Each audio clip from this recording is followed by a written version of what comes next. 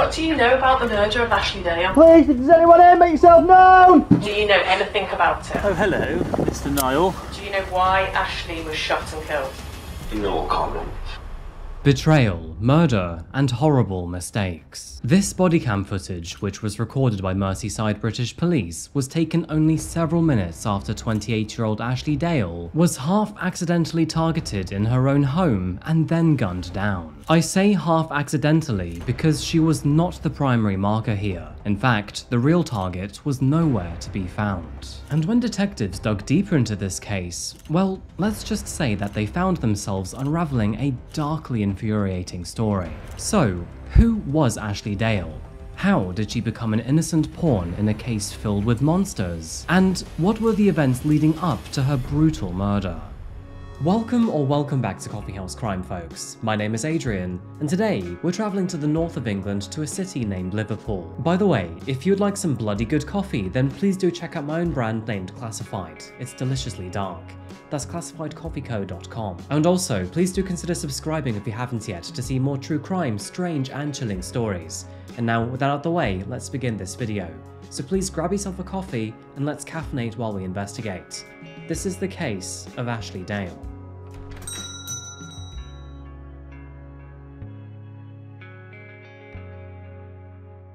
Welcome to Liverpool, folks. A city that pulses with energy and charm, and where every street echoes with history. Liverpool is home to many heritage relics, which of course includes the Royal Albert Dock. Built in the 19th century, it was revolutionary for its time, showing good old British engineering at its very best. Today, it is a vibrant cultural hub where the past meets the present, including the likes of the Beatles' Story, Merseyside Maritime Museum, and Tate Liverpool. Now, this dock is not just your typical tourist hotspot. It is the heartbeat of the city's creative spirit, alive with music, art and culture, and if you're lucky, you might even spot a cat with an accent.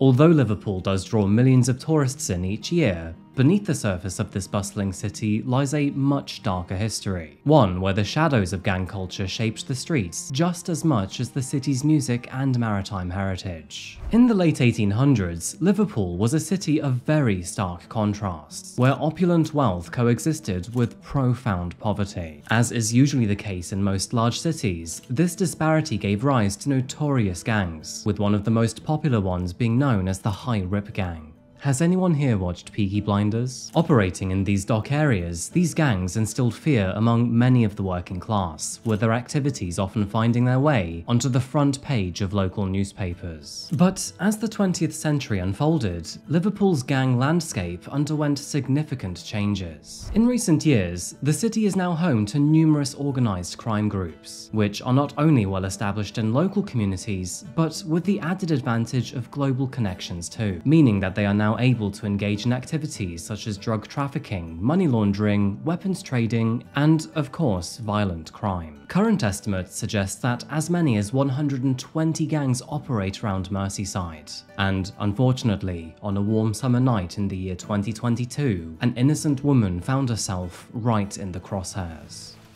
So, our story today begins in the Old Swan neighbourhood of Liverpool, which you can find a few miles east of the city centre. At 12:41 in the early morning of August the 21st, 2022, a harrowing phone call was made to emergency services. After hearing what sounded like an absolute war zone, a neighbour called in to report a woman who was lying unresponsive in her own backyard. Police rushed to the property, and what they found was a chilling scene. The home was eerily quiet, but the front door had quite visibly been violently forced open, a clear sign that something sinister must have occurred. The back door, which led out into the garden, stood ajar, in what officers described as left carelessly open as if the assailants or the victim had made their escape in a hurry. Slowly stepping into the garden, officers were struck by the sight of the body of a young woman, who, unfortunately, was now sprawled across the patio, lifeless and covered in blood. She lay in an unnatural position, with her body twisted as if she had collapsed in a desperate attempt to run away and call for help.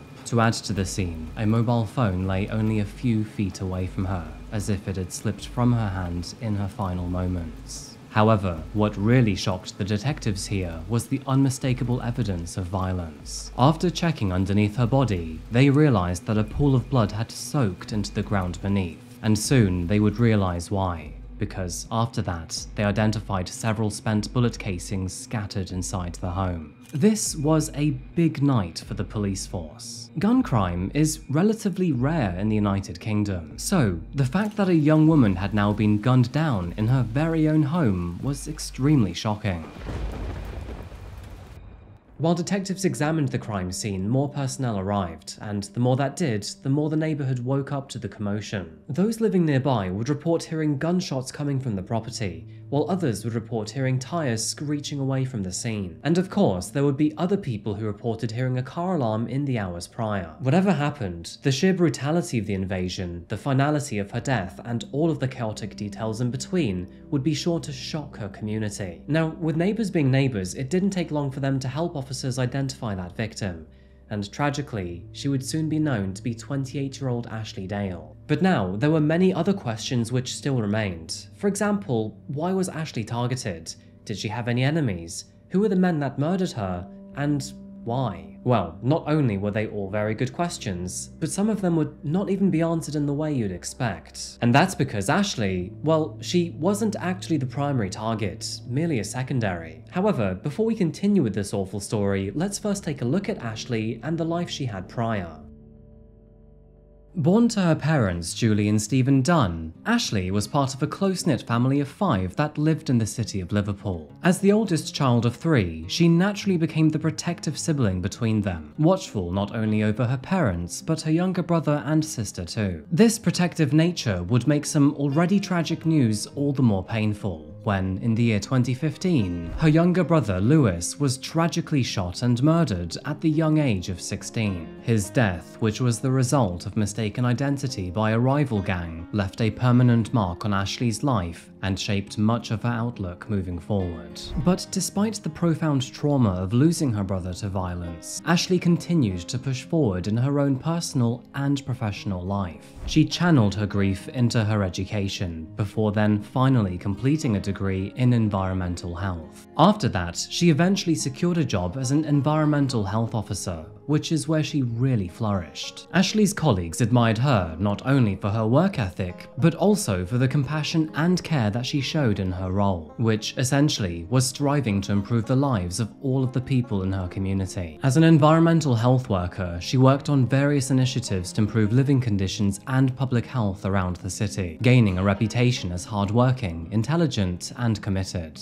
But outside of this career, she enjoyed a peaceful life surrounded by friends, family, and of course her dachshund, Darla. Her family and friends described her as a bright and a caring soul, one who had a love for life despite the hardships she faced. However, her personal life would take a more complex turn when she would eventually become romantically involved with a man named Lee Harrison. And unfortunately, he was someone who had many ties to the criminal underworld. Lee's associations with gangs raised many concerns within Ashley's family, who automatically feared that his connections could lead to danger. And, well, let's be honest here, after losing their son, it is absolutely understandable why they would feel quite concerned about this. However, sadly, Ashley did not want to see the larger picture. Instead, she believed that Lee was an ever-improving man, but the reality is that her kind-hearted nature and strong moral compass made her quite gullible to his flaws. And so, with all of this talk about him, let me introduce you to Lee Harrison, a 28-year-old man who was also from Liverpool and who was deeply involved with multiple gangs and drug trades. His early years were marked by a close friendship with Niall Barry, who was also known to be a local drug dealer. It is quite evident that their bond was strong, with both men collaborating on various stints, including the distribution of not only weed, but also high-grade cocaine. However, all, good things must come to an end, and their relationship began to sour in the year 2018, of course due to drugs, loyalty, and betrayal. It was during that year that Niall would unfortunately be robbed, with the robbery orchestrated by another local gang called the Hillsiders. Through this process, he lost £40,000 or $50,000 worth of cocaine, all of which he secretly hid inside of his home. Now, to make matters worse, Niall knew that Lee had several connections with the Hillsiders, which then led him to believe that his best friend was likely the intel behind the invasion. Of course, Lee denied any involvement whatsoever, but Niall, he had made his mind up, and to him, that was enough. His trust had been shattered, tensions began to rise, and by the end of the hour, the two were mortal enemies. This fallout would essentially force Lee to join the Hillsiders, and from here on out, this meant war. And then, in June of 2022, an accidental meeting would reignite old feelings. It was during this time that Lee and Ashley were busy having fun at Glastonbury Festival when they accidentally bumped into one of Niall's gang members. What followed was a horrible punch-up, all in the name of rivalry. Although Niall didn't see the fight, he was actually at the festival too. And after hearing the news, he told his friends that the next time he saw Lee, he would plunge a knife into his back. Everything you got on top there for it. Usually they might have drugs on you or in the vehicle, okay? So we're taking you for a search. Piece of another on spray, road station there, okay? So we're going to use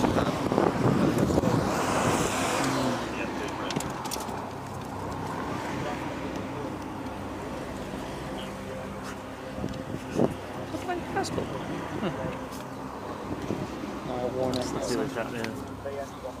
James has got £700 in cash on him, but that's below the threshold. Oh, hello, Mr. Niall. Yeah, that'll do. That'll come in. The following day, and considering his threatening behaviour, Niall and his friends were apprehended and then searched by police officers. And as seen in this footage, Niall was found in possession of a knife. Niall, time is 25 to, mate. You're going to be arrested under suspicion of possession of that, okay? Is it? That's not my bag. It's in your bag with your passport in it, okay? Yeah, I've just said that to you before, my passport was in it, bag. So you don't say anything that may harm defence, do not mention any questions, think you later on in court, anything you do say may be given in evidence, alright? That's not my bag. It's got your passport in it. Ask him, he grabbed all my stuff before. Hmm? Ask him, he grabbed all my stuff before. Is it just one bag? No, there's two bags. My bag's the carrier bag, the white bag. With all the clothes in. You did say straight away that his passport's going to be in his mate's bag. I did say that, yeah, I did say that. Ask him, Right. You're under arrest for now, okay?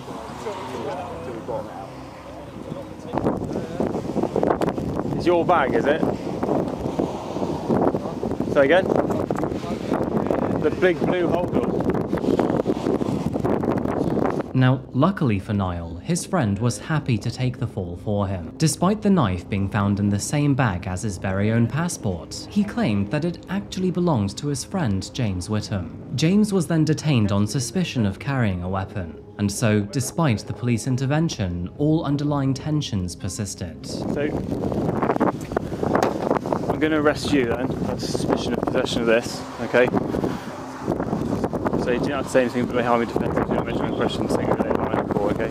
Anything you do say may be given evidence. After this escalation at Glastonbury, Ashley's life would unfortunately take quite the dramatic turn. I mean, it's quite obvious to say really, but experiencing gang warfare firsthand was sure to fill her with both paranoia and fear.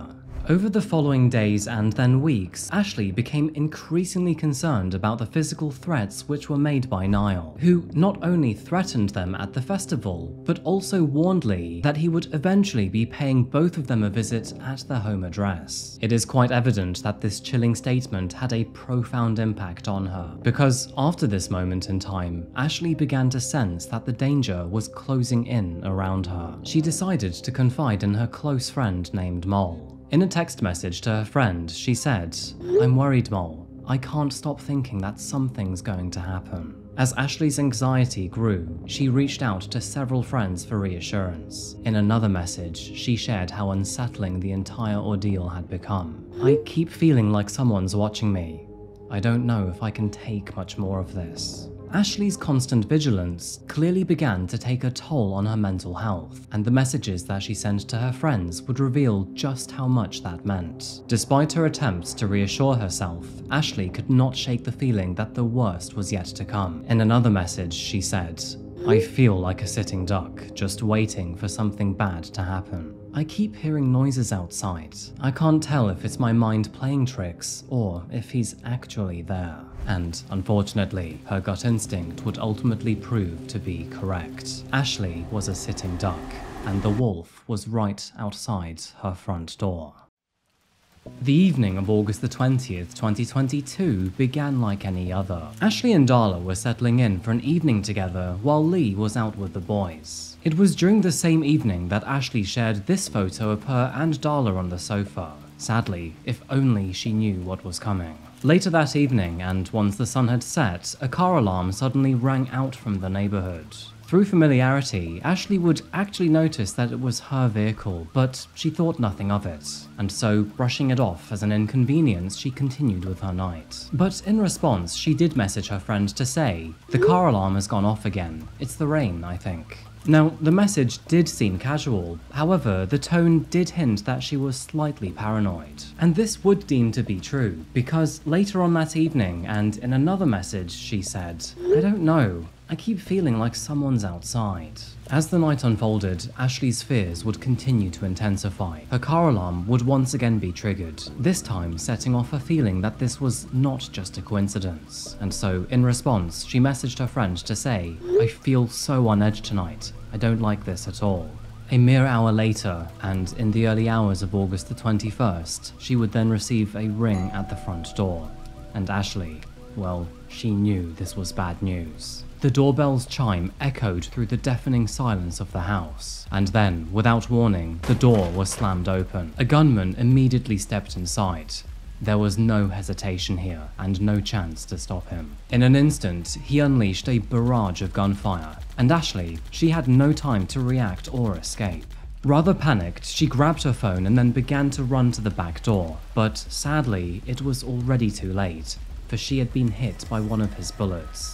As Darla cowered in the corner, her attackers then made their way through the home, before firing the gun into several rooms in an attempt to hit Lee if he was hiding. Meanwhile, in the back garden, Ashley's final moments were being spent in terror. There was no escape from the violence or her fatal injuries, and her last messages, sent only moments before the attack, would now forever serve as a chilling reminder of how accurately she had sensed her impending danger.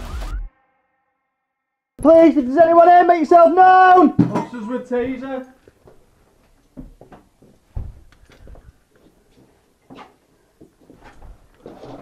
Back door's open. Is it? Yeah.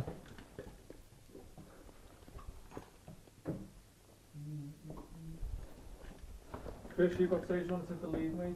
I'm gonna walk through. Fortunately, I'd like my refresher. Back door is open. Okay. Please.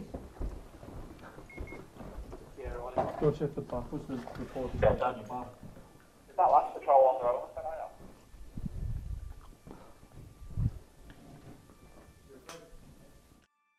When the police arrived, the reality of the situation became painfully clear.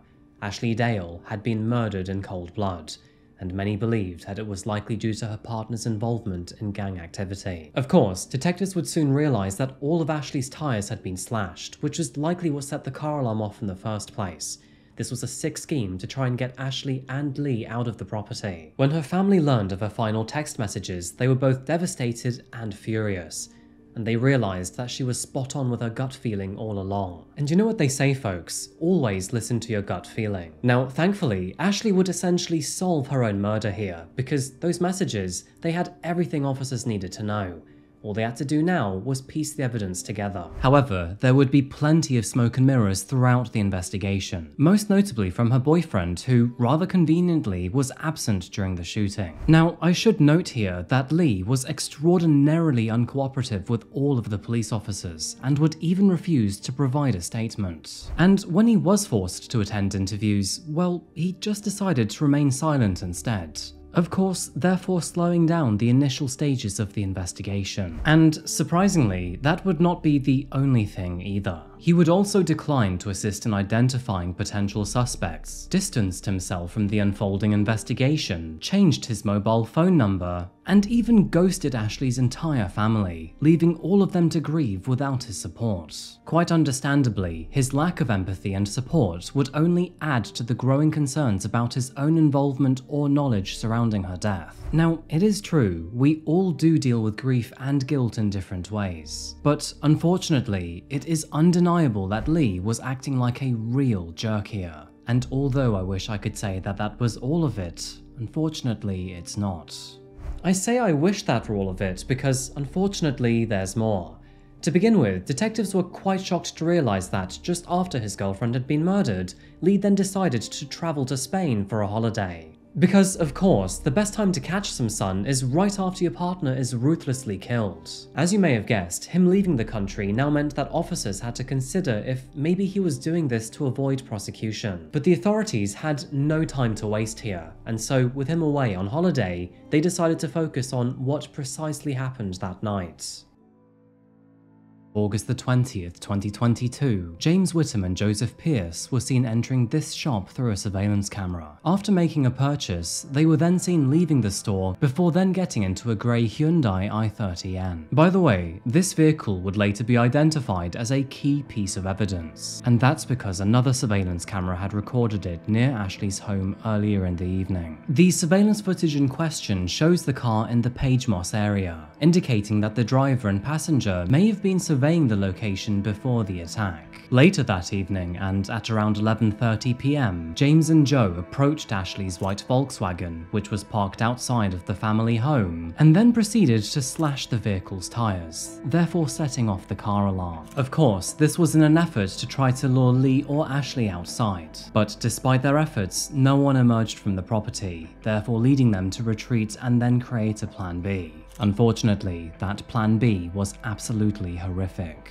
Both men returned to the property 1 hour later, but this time one of them was armed with a Scorpion submachine gun. It was clear that they were out for blood, and after kicking the front door in, they found Ashley, who was now fleeing towards the back door. Just as she reached the garden door, James fired 8 rounds out of his machine gun, one of which unfortunately would strike her in the back. After seeing her fall to the ground, he then proceeded upstairs and fired 5 more rounds into an empty bedroom, possibly as a warning or to intimidate Lee. That is when he turned around, ran down the stairs, and both men then fled the scene. And luckily, a neighbor's surveillance camera had recorded the entire thing. Following the attack, James and Joe then fled the area and checked into a hotel in St. Helens in an effort to lay low. But unfortunately for them, detectives were able to track their movements. After being advised to be on the lookout for an Audi Q7, an officer would eventually spot their vehicle, thankfully ending in both of them finding themselves in handcuffs.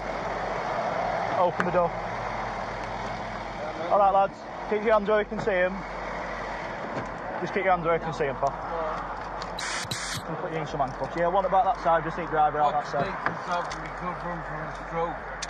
Yeah, no bother. Just open door for us, mate, until we confirm your identity. We'll put you in handcuffs. What's your name, fella? Eh? Joseph. Tom's just getting driver out and all 3 will be secure. Arrest on suspicion of murder. Okay. You don't have to say anything. I am a defence. You don't mention on questions. Some people later on in court. And It's just you in do the say car, maybe do you want me to ring me? Suspicion of murder.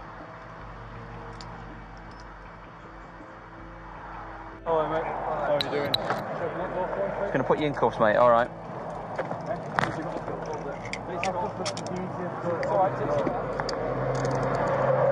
What's your name, fella? Francis. Say that again. Francis Kelly. Gary. Francis. Gary Francis. Francis Kelly. Francis Gary.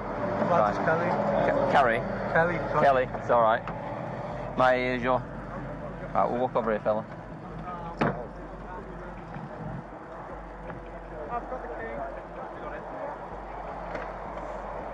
You got anything on you shouldn't?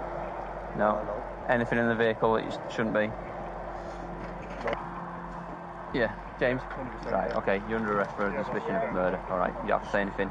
The may army defence, you don't mention one question, so which will let in court. Anything you do say may be given in evidence. Alright? Whatever time was now. Yeah. Come on, we'll come over here, we'll sit behind my vehicle. It's confirmed that he is James. Now, you may be wondering what happened to Niall Barry, who, of course, was a key figure who helped orchestrate the attack. Well, they would actually find him at a local golf resort in Formby, and their intelligence would also indicate that he was also planning to flee the country. After tracking him to the golf resort, officers would then execute a well-coordinated operation to prevent him from running away. And shortly after, the fourth accomplice, Sean Zeiss, was also arrested for his part in her murder. Once all 4 men were arrested and charged, officers now had time to collate all evidence available, and several months later, in October of 2023, their trial would finally begin.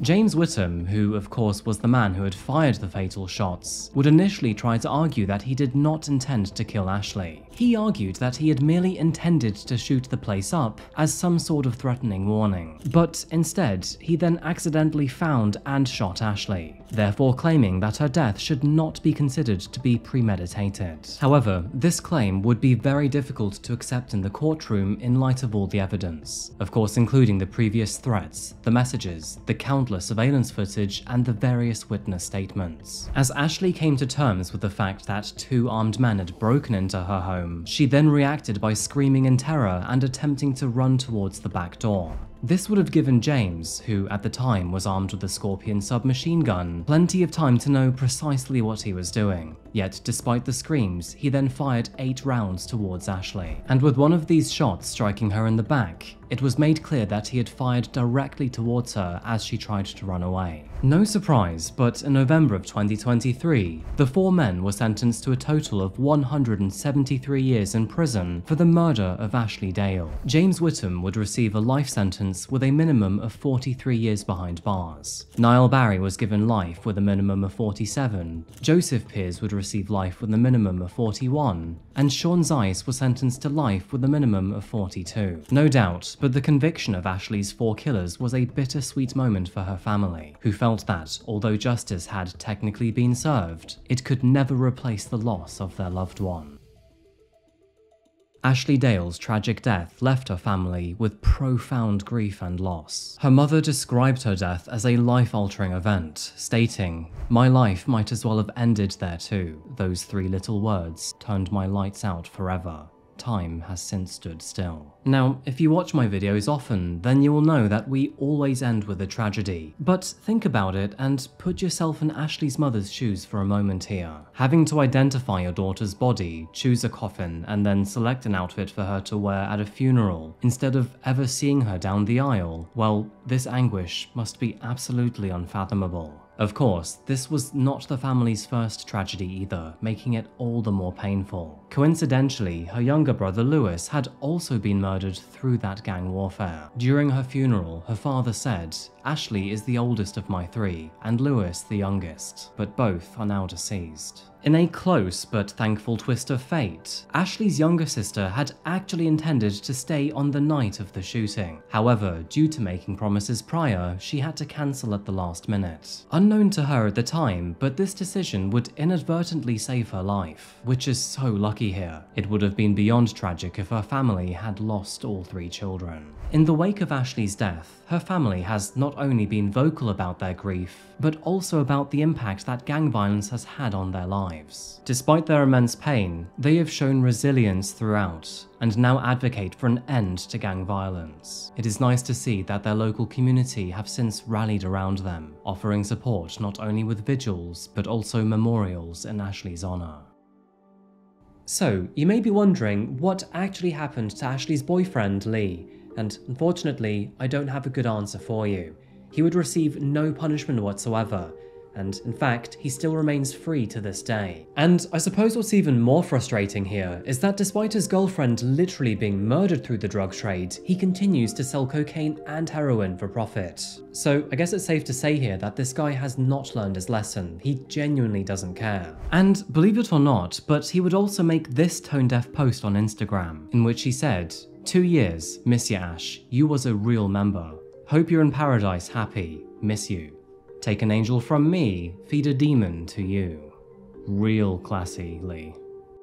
Can somebody please take this guy back to school? Now, historically, gun-related violence in the UK is exceptionally low, with the country boasting one of the lowest gun-related homicide rates in the world. In fact, despite population growth, the average number of gun-related homicides in the UK has remained at 29 each year since 2011. On the other hand, gang violence in the UK has done nothing but skyrocket in the recent years, and this is likely due to austerity reforms, poverty, and a lack of education. And unfortunately, it doesn't look like it will slow down anytime soon.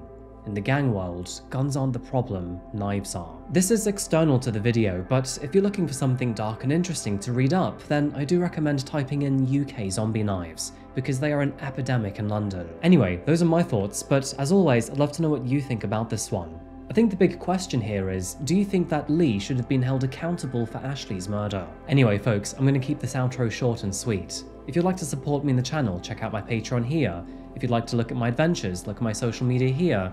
Or alternatively, if you want to support me in my coffee, check out classifiedcoffeeco.com. Thank you so much, and as always, I'll be back again very soon for another video. However, until that moment arrives, please remember to look after yourselves, look after each other, and as always, stay safe. Thank you, and goodbye.